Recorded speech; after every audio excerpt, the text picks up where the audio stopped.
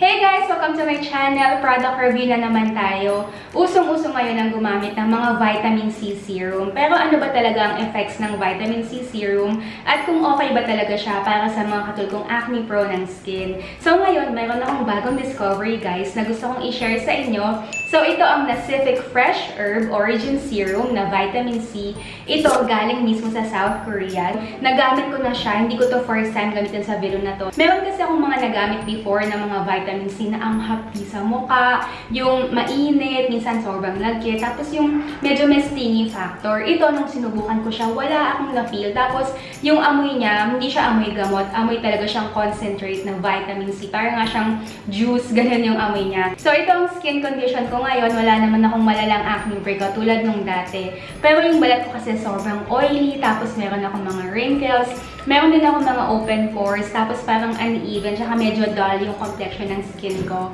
So ito, wala pa akong nilalagay na kahit na anong pulbo at foundation. Ang unang nagustuhan ko dito yung lalagyan niya. So hindi siya pump katulad ng ibang na-try ko na kapag paubos na, ang hirap ng kunin. Ito madali lang kasi pag tinanggal mo yung takip, iangat mo lang siya. Ito na rin yung pang-apply mo kasi drop siya. So pwede mong kontrolin kung gusto mong madaming nakalagay o kung hindi naman, konti lang para tipid sa product. Tapos kung mapapansin mo, medyo nakahiwalay siya. So sa ilalim, merong liquid. Sa ibabaw naman, merong parang oil. So kailangan bago mo gamitin, i-shake mo mabuti kasi pinaghalo-halo tong vitamins, antioxidants, oil, and extract. So dapat i-shake mo. Ayan. Para siyang yung kulay ng kalamansi, tapos piniga, tapos nilagay sa ref. Kasi minsan ganun yung ginagawa ko. So, yung amoy niya, sobrang fresh. Pag bumibili ka, alam mo yung mga candy na lemon, ganyan. Ganun yung amoy niya. So, kahit na konting drop lang, isa, dalawa, tatlo. Ayan. Actually, medyo nakain ko nga. Wala siyang lasang masama. Ang napansin ko lang dito, hindi siya katulad ng iba na masyadong ma-oil. Ito, more on liquid talaga siya kasi nga concentrate siya. So, kapag drain up mo siya, kailangan i-apply mo na kasi kung hindi, tutulo siya agad-agad. Hindi siya mainit, hindi siya malagkit, tapos hindi rin siya mahapdi sa mukha. Kahit na konting drop lang, aabot na yan sa buong mukha. So, ano ba ang mga magandang benefits ng paggamit ng vitamin C serum? Unang-una, it diminishes wrinkles, tapos it treats troubles, nag-lighten din siya ng complexion, tapos nag-minimize ng pores. So, tamang-tama kasi yun lahat yung problema ko. Meron na akong wrinkles dito sa may mata, tapos meron na akong open pores dito yung pinanggalingan ng acne. Tapos yung troubles, ayan, yung mga acne, yung mga pimples.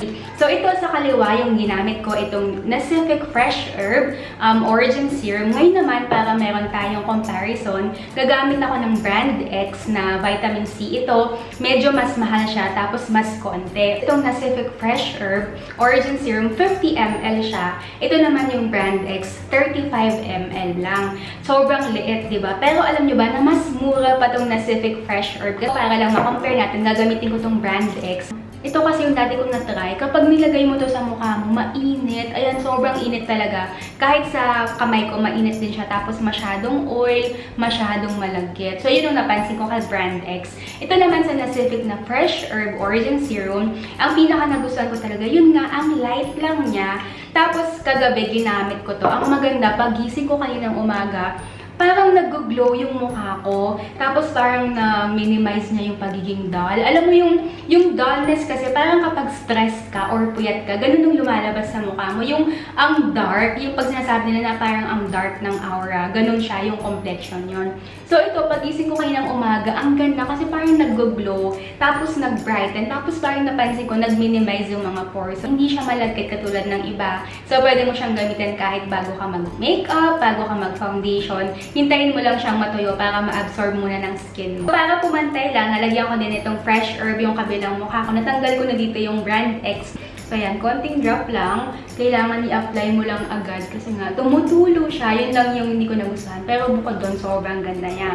So, ito pa yung isa sa mga benefits niya. Basahin ko lang para hindi ako magkamali. It's made with Bi-Face Oil Essence formula. It tingles slightly, but it improves as your skin condition improves. So, sabi nun, light lang daw yung pagtitingle. Pero to be fair, wala akong nafe-feel na yun nga yung stingy, yung nagtitingle, wala siya. Parang sobrang fresh lang siya na juice na nilalagay sa mukha.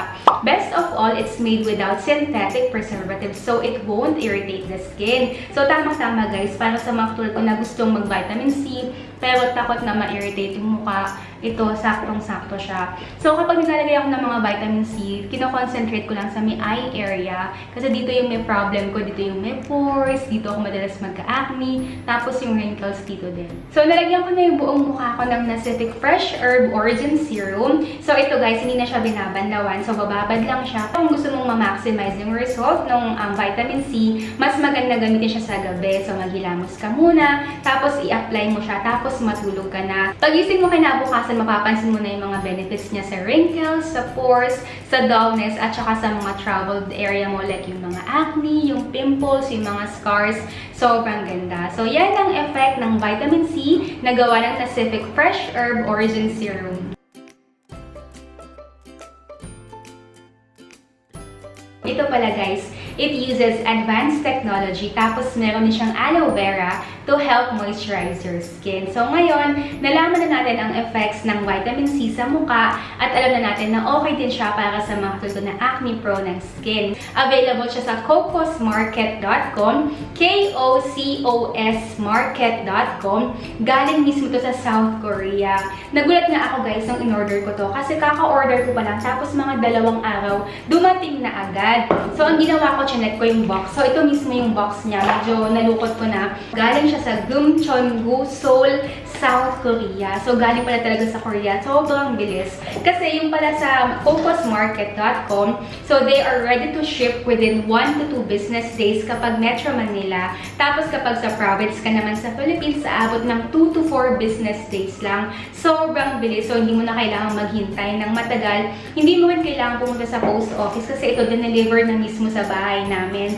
Ang maganda pa niyan, meron silang free shipping. So, kahit na galing sa Korea papunta sa Philippines, hindi mo kailangan gumastos ng mahal sa shipping.